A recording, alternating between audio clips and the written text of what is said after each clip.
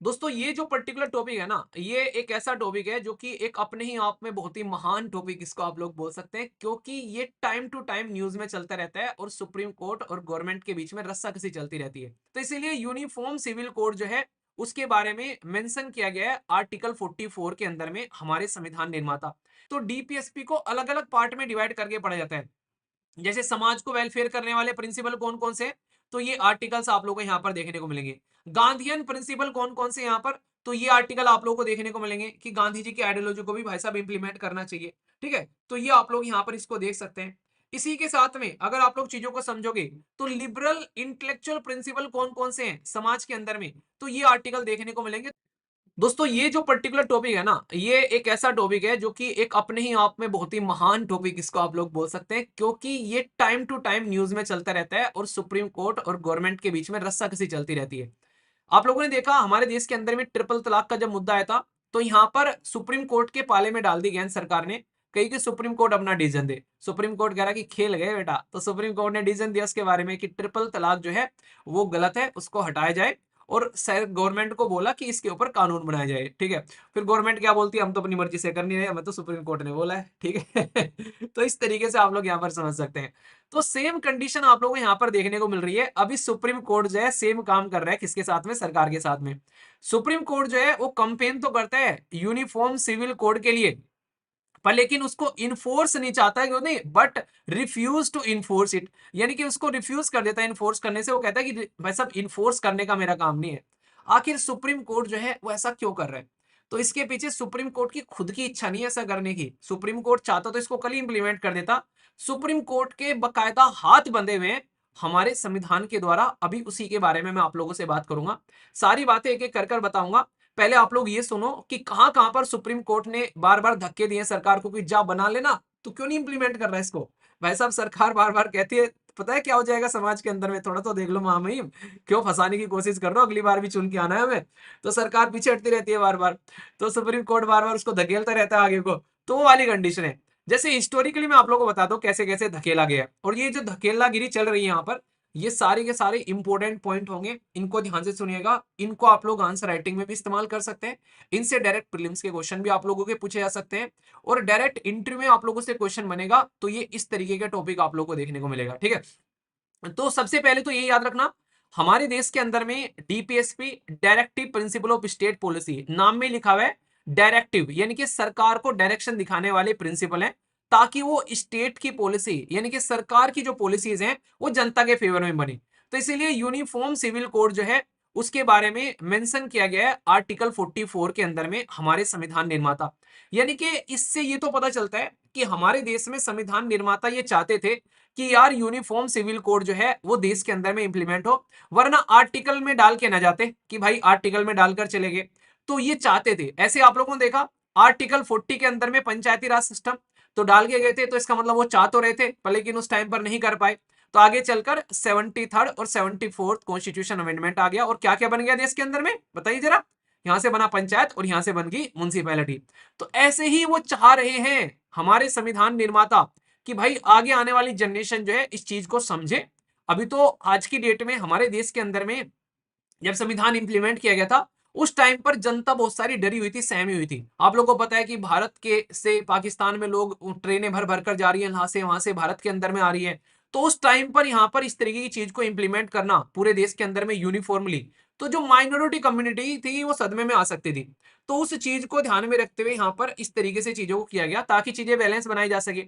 तो यहाँ पर इसीलिए इसको ड्रॉप कर दिया गया और डाला गया डीपीएसपी में। और डीपीएसपी में इसलिए डाला गया ताकि इसको फोर्स नहीं किया जा सके। तो यानी कि संविधान खुद सुप्रीम कोर्ट को बोलता है कि तुम फोर्स नहीं कर सकते इसको। ठीक है, इसके बारे में भी आगे बात करूंगा, जब कंपेयर करूंगा ना आप लोगों को दोनों चीजें, तब मजा आएगा और अच्छे से। पहले इसको मैं आप लोग की बताता हूँ कि पहले पूरा आर्टिकल के अंदर में क्या क्या चीजें वो समझो। पहले पहले तो यहाँ पर डीपीएसपी के अंदर में आ गया, ये याद रखना, नोट इन्फोर्सेबल बाय कोर्ट। तो जब कोर्ट को बोल दिया है आर्टिकल 40 ने, यहाँ पर 44 ने, कि इन्फोर्स मत करना, तो वो क्या कहेगा, वो जगह जगह ऐसा कहेगा ना। जैसे आप लोग सुनो, जब तक आप लोगों के जॉब नहीं लगी है तब तक तो आप लोग के घर वाले आप लोगों के सर पे तांडव करेंगे, शादी कर लो, शादी कर लो, ये कर लो, शादी कर लो, फलाना ढिमकाना। ठीक है, पर लेकिन जैसे ही आप लोगों की जॉब लग जाएगी, वो आप लोगों के साथ में फोर्स नहीं करेंगे आप लोगों को शादी कर लो, आप लोगों को बोलेंगे यार शादी वादी कर लेते, ठीक है, आप लोगों से पूछेंगे, याद मूवी मूवी आ रही है याद, शादी में जरूर आना। जब वो आईएएस बन जाता है तो घर वाले रिक्वेस्ट करते हैं, वो भी इनडायरेक्ट वे में, बैठे बैठे क्या बोल रहे हैं कि यार हमारा भी मन है पोता पोती खिलाने का। ठीक है। तो इस तरीके से बातें करते हैं। तो क्या है वो कंडीशन, पहले तुम्हारे सर पे तलवार लेकर बैठे, बताओ हाँ करेगा कि नहीं करेगा अभी। शादी करनी है तो करनी है अभी, तो वाली कंडीशन है। और इमीडिएटली जॉब लगती, तुम बन गए आईएएस अफसर, यार कर लेते बेटा, हमारा भी मन है, मरने से पहले पोता पोती का मुंह देख लेते, फिर वो वाली कहानी आप लोगों को देखने को मिलेगी। तो ये सिचुएशन है। तो सेम काम क्या करे सुप्रीम कोर्ट, केशवानंद भारती में बोल के निकल गया आराम से बराबर में। कह रहा है कि केशवानंद भारती में यहाँ पर जस्टिस एस एम सीकरी ने हाईलाइट कर दिया बराबर में, यार देख लेते यार, यूसीसी को भी आप देख लेते। देखो हम कह नहीं रहे तुम इंप्लीमेंट कर लो, पर हाँ कर लोगे तो कुछ बुरी बात भी नहीं होगी।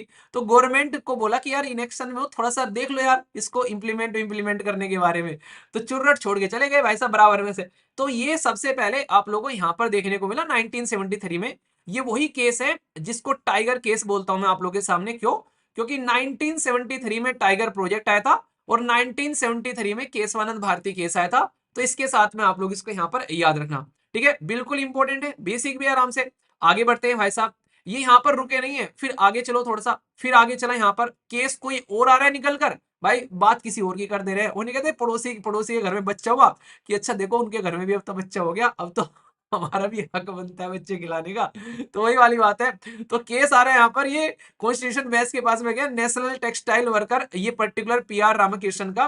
तो इसमें उठाकर फिर बोल दिया कि यार देखो बिना यूसीसी के मजा नहीं आ रहा जिंदगी जीने में, ठीक है, कर लो यार, ये कानून तुम्हारे हाथ में ही है, हमारे हाथ में है नहीं है। फिर बोलकर निकल गए इसी तरीके से। फिर आगे चलकर यही सेम कंडीशन यहाँ पर देखने को मिली कि भाई 1985 में साबानो वाला केस आया।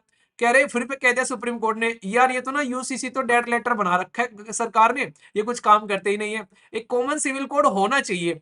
फिर बोल के निकल गए और फिर क्या करे कि सरकार की रेस्पॉन्सिबिलिटी है, भाई हमारी तो है नहीं, हम क्या करें, हमारे हाथ में होता तो हम कर ही देते। मतलब कितना मजा ले रहा है कोर्ट, देखो आराम आराम से कह रहा है कि हमारे हाथ में होता तो हम तो कर ही लेते भाई, पर हमारे हाथ में है नहीं ना, हम क्या कर ले। ठीक है, तो ये कंडीशन है। फिर एक केस निकल कर आया यहाँ पर, ये बेसिकली सरला, जो बेसिकली मुदगल वाला केस, इसे फिर बोल के निकल गए आराम से। मतलब जो भी जहां भी मौका मिल रहा है उनको कि यूसीसी जो है उसी की वजह से सिक्योर होगी भाई साहब, यूनिफॉर्मिटी देश के अंदर में सारे सिटीजन को, यार तुम कर लेते, तुम कर ही नहीं रहे यार, फिर बोल के निकल गए। तो ये सारे के सारे केस जो मैं आप लोग को बता रहा हूँ, ये ऐसा नहीं कोई एक केस है, आप लोग खुद देखो यहाँ पर रिसेंट की ऑब्जर्वेशन में अभी यहाँ पर जो एक पर्टिकुलर केस निकल कर आया 2019 में, उसमें बोलकर निकल गए यहाँ पर कि बहुत लंबे, अब तो बहुत दिन हो गए यार, अब तो कर ही लो यार, ये मतलब गवर्नमेंट इनएक्शन में यार, पता नहीं कुछ कर ही नहीं रही है। फिर यहाँ पर सोच के देखो कि 1973 से लेके अभी रिसेंट के केस में मैंने आप लोगों को दिखा दिए, जिसमें बकायदा बार बार इन्होंने गवर्नमेंट को चूंटी काट कर चले जाते हैं और ये बोलकर कि यार देख लो कर लो यार इसको, कि देश की यूनिटी और इंटीग्रिटी की बात है, इसको इंप्लीमेंट कर लो। तो इस तरीके से यहाँ पर देख रहा है, बेसिकली उन्हें क्या देख रहा है विनोद, तो सुप्रीम कोर्ट बार बार इसी तरीके की बातें कर रहे हैं। तो इस चीज को ध्यान में रखते हुए इतनी बार इन्होंने बोल दिया, प्राइम मिनिस्टर ने खुद आकर कहा कि भाई और चूंटी मत काटो। ठीक है, उन्होंने खुद बोल दिया यहाँ पर आपके बाहर आकर, लाल किले की प्राचीर से उन्होंने बोल दिया कि हमारे देश में जरूरत है सेक्युलर सिविल कोड की, और इसको यूसीसी यूनिफॉर्म सिविल कोड बोलते हैं, और इसको इंप्लीमेंट किया जाए। तो उन्होंने पूरा देश की लाल किले की चोटी से बैच की दहाड़ लगा दी कि लो अब सुप्रीम कोर्ट क्या कह रहा हो, अब खुश हो, अब चूंटी काटना छोड़ दो, अब ठीक है अब करते हैं, इसको लेके चलते हैं। तो यहाँ पर ये मुद्दा क्या है पूरा, ये तो आप लोगों को समझ में आ गया कि सुप्रीम कोर्ट इतने दिन से चोटी काटता आ रहा है इसको लेकर। पर लेकिन इंटरेस्टिंग चीज क्या है, इंटरेस्टिंग चीज है यहाँ पर कि वो चोटी ही काट सकता है, क्योंकि हमारे देश के अंदर में अगर आप लोग पार्ट अगर थर्ड में जाओगे तो फंडामेंटल राइट आप लोगों को देखने को मिलेंगे। ठीक है, पार्ट फोर में आप लोग जाओगे तो डीपीएसपी आप लोगों को देखने को मिलेगा, directive principle of state policy. तो इनमें बकायदा संविधान निर्माता ने ही यहाँ पर इस तरीके का माहौल बनाया है ताकि इस तरीके से चीजें आप लोग देखते रहे यहाँ पर। तो फंडामेंटल जो राइट है यहाँ पर, ये इनको बकायदा बोला गया कि इसमें कोई उंगली लगाकर दिखाए, सुप्रीम कोर्ट ने ना भाई साहब, बिल्कुल उन्हीं कहते खुला सांड होकर आएगा सुप्रीम कोर्ट, भागा भागा बिल्कुल, ना सबको उलेट के रख दिया अगर फंडामेंटल राइट को किसी ने हाथ लगा दिया, क्योंकि उनको बकायदा कोर्ट ने पावर दे रखी है। तो यहां पर right guarantee by the constitution के इन्फोर्स करने हैं कोर्ट के द्वारा। तो भाई यहां पर कोई हाथ लगा के दिखाए, पार्ट थर्ड में फंडामेंटल राइट है, आर्टिकल 12 से लेकर आर्टिकल 35 तक, इसको कोई टच करके दिखाए, यहां पे कोई बोले कुछ बात सुप्रीम कोर्ट को, ना सुप्रीम कोर्ट ने दुनिया इधर की उधर कर दी। तो ये कहता है कि मैं प्रोटेक्शन प्रोवाइड कराऊंगा इंडिविजुअल को। पर लेकिन यहाँ पर डीपीएसपी में जैसे ही बात आती है तो सुप्रीम कोर्ट के हाथ से बात निकल जाती है। यहाँ पर पार्ट 4 के अंदर में जब आप लोग जाओगे, आर्टिकल 36 से लेकर आर्टिकल 51 तक देखोगे, तो इसके अंदर में जो भी चीजें लिखी गई हैं उसमें इसको भाई साहब कोर्ट जो है वो इन्फोर्स कर ही नहीं कर सकता, क्योंकि यहाँ पर ये लेजिस्लेशन जो है उसके डिस्क्रिप्शन पे डिपेंड करेगा, यानी कि उसके ऊपर है ये कि भाई तुमको ये काम करना है कि नहीं करना है। तो इसके चलते आप लोगों को यहाँ पर देखने को मिलता है। तो कहने का मतलब क्या हो गया यहाँ पर, कहने का मतलब यहाँ पर ये हो गया कि इसको अगर इंप्लीमेंट किया जाएगा तो कानून बनाकर सरकार के द्वारा इंप्लीमेंट किया जाएगा। कोर्ट इसमें बस हिदायत दे सकता है, चोटियां काट सकता है, कोर्ट इसके फालतू कुछ नहीं करेगा। ये चीज आप लोग यहाँ पर समझ सकते हैं, ठीक है। तो बेसिक भी है, इंपॉर्टेंट भी है, इसको आप लोग ध्यान रखना है यहाँ पर। तो ये क्या हो गया यहाँ पर, ये अगर आप लोग चीजों को ध्यान से समझोगे तो एक चीज आप लोग यहाँ पर ध्यान रखना, अभी इसमें आप लोगों को प्रोवाइड कराई जा रही है ये इसमें गाइडलाइन की गवर्नेंस कैसे लेकर चलना है, ठीक है। सोशल जस्टिस और वेलफेयर के बारे में बात की जा रही है। तो यहाँ पर ये सरकार के काम है सारे के सारे, ठीक है। पर लेकिन अगर आप लोग यहाँ पर करें तो यहाँ पर इसको देखोगे तो एब्सोल्यूट और इसी के साथ में ये जस्टिसेबल देखने को मिलेगा नेचर में, तो इसको आप लोग यहाँ पर समझ सकते हो। तो ये पर्टिकुलर जो टॉपिक है इसलिए मैंने कहा था बहुत इंपॉर्टेंट है। कंपेयर करने के लिए आ जाता है जब डीपीएसपी और फंडामेंटल राइट को, तो एक टॉपिक तो आप लोग इसी को निकाल सकते हैं पूरा का पूरा, ये अलग से टॉपिक आप लोग के एग्जाम में पूछा जाता है। इस तरीके के जो जजमेंट है इन पे अलग से टॉपिक बनता है आप लोग का। इसी में अलग अगर आप लोग देखोगे एक अलग टॉपिक बन जाता है, जैसे क्लासिफिकेशन के बारे में आप लोग बात करते हैं तो डीपीएसपी को अलग अलग पार्ट में डिवाइड करके पढ़ा जाता है। जैसे समाज को वेलफेयर करने वाले प्रिंसिपल कौन कौन से, तो ये आर्टिकल्स आप लोगों को यहाँ पर देखने को मिलेंगे। गांधीयन प्रिंसिपल कौन कौन से यहाँ पर, तो ये आर्टिकल आप लोगों को देखने को मिलेंगे कि गांधी जी की आइडियोलॉजी को भी भाई साहब इंप्लीमेंट करना चाहिए, ठीक है। तो ये आप लोग यहाँ पर इसको देख सकते हैं। इसी के साथ में अगर आप लोग चीजों को समझोगे तो लिबरल इंटेलेक्चुअल प्रिंसिपल कौन कौन से हैं समाज के अंदर में, तो ये आर्टिकल देखने को मिलेंगे। तो कोई पूछे आप लोगों से कि डीपीएसपी को कहां पर रखा गया है, वो सॉरी आर्टिकल 44 को कहां पर रखा गया डीपीएसपी के अंदर में, सोशलिस्ट प्रिंसिपल में रखा गया, गांधीयन प्रिंसिपल में रखा गया, या फिर लिबरल इंटेलेक्चुअल प्रिंसिपल में रखा गया है, तो ये चीज आप लोग यहां पर याद रखना, ठीक है। ऐसे आप लोगों से क्या पूछा जा सकता है कि बताओ कि आप लोग आज की डेट में पंचायती राज सिस्टम इंप्लीमेंट कर चुके हो देश के अंदर में, तो पंचायती राज सिस्टम जो है वो कहां पर रखा गया है, तो आर्टिकल 40 यानी कि गांधीयन प्रिंसिपल के अंदर में रखा गया है। तो ये चीजें आप लोग समझ सकते हैं। एक प्रेग्नेंट वुमेन को जो मैटरनिटी लीव मिलती है वो किस आर्टिकल के अंदर में रखा गया, बताइए जरा, देखता हूं आप में से कौन बताता है इसको। तो अगर इन चीजों को आप लोग ध्यान से समझोगे तो ये आप लोग इसको अच्छे से याद रखोगे, कोई भी कंफ्यूजन आप लोगों को देखने को नहीं मिलेगा। तो इनको आप लोग समझ के चलना, ठीक है। तो ये बहुत ही बेसिक है और इंपॉर्टेंट है, इसके बारे में आप लोग याद रखते हैं। सेम आप लोग फंडामेंटल राइट को यहाँ पर देख सकते हैं। तो सारे के सारे फंडामेंटल राइट जो है उसके बारे में भी आप लोग चीजों को याद रखना, कोई भी इसको लेकर आप लोग के मन में डाउट नहीं होना चाहिए। तो बहुत ही बेसिक और इंपॉर्टेंट है, ठीक है। इसी के साथ में कॉन्स्टिट्यूशन बेंच के बारे में यहाँ पर बात की जा रही है, इसके बारे में आप लोग यहाँ पर ध्यान रखिए। तो ये कॉन्स्टिट्यूशन बेंच होगी आप लोगों के सामने, किसके द्वारा बनाई जाती है, जो ये सारी कॉन्स्टिट्यूशन बेंच है जिनके द्वारा टाइम टू टाइम ये बातें बोली गई, जो बातें मैंने आप लोगों को बताई है। तो इनको लेकर जब आप लोग चीजों को समझोगे तो एक एक पॉइंट आप लोग के माइंड में क्लियर होगा। तो इसके बारे में आप लोग ये बेसिक चीजें जो है ये यहाँ पर याद रख सकते हैं, ठीक है। तो कोई भी डाउट इसको लेकर आप लोग के मन में नहीं होना चाहिए। तो एक एक पॉइंट मैंने आप लोगों को बता दिया।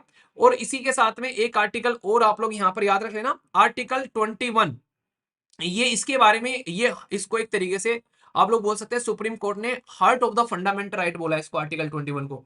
तो ये भी काफी इंपॉर्टेंट है, जो कि आप लोगों को डायरेक्ट इस तरीके से बताया जाता है, जो कि आप लोगों को कोई भी डाउट इसको लेकर नहीं होना चाहिए, ठीक है। तो ये था पूरा का पूरा टॉपिक, और ये एक टॉपिक नहीं है, इसके अंदर में कई सारे टॉपिक आप लोग के समाहित हैं, क्योंकि ये सारी चीजें कई बार आप लोग को एडिटोरियल में देखने को मिलती हैं। इस तरीके की चीजें रिपीटेडली आर्टिकल आते हैं, तो एक बार इस तरीके से पढ़ लोगे, ये किसी किताब में नहीं देखने को मिलेगा जो ये आप लोगों को बताई गई है, ये वाली ना, जो ये इस तरीके से जो केसेस ये बताए गए हैं यहाँ पर, ये नॉर्मली किताब में आप लोगों को डायरेक्टली देखने को नहीं मिलते हैं। यहाँ से निकाल कर अगर आप लोग इनको पढ़ोगे तो फिर आप लोग चीजों को इनको अंडरस्टैंड कर पाओगे अच्छे से कि इनकी क्या इंपॉर्टेंस है यहाँ पर, ठीक है। तो ये एक तरीके से आप लोग कहते हैं ना, कई सारे लोग कहते हैं कि यार हाँ किस तरीके से इसको लेकर चलना है, तो ये चीजें आप लोग यहाँ पर ध्यान रखो, तभी आप लोग चीजों को अच्छे से अंडरस्टैंड कर पाओगे, ठीक है। इनको आप लोग नोट डाउन करते हुए चलोगे तो आप लोग चीजों को लंबे समय तक याद भी रख पाओगे। तो ये चीजें आप लोग यहाँ पर ध्यान रखना, ठीक है। तो बेसिक भी है और इंपॉर्टेंट भी है, इसको लेकर कोई भी कंफ्यूजन आप लोग के मन में नहीं होना चाहिए। फिर भी कोई कंफ्यूजन होगा तो आप लोग इसको बताइएगा, ठीक है। आगे चलते हैं नेक्स्ट आर्टिकल की ओर।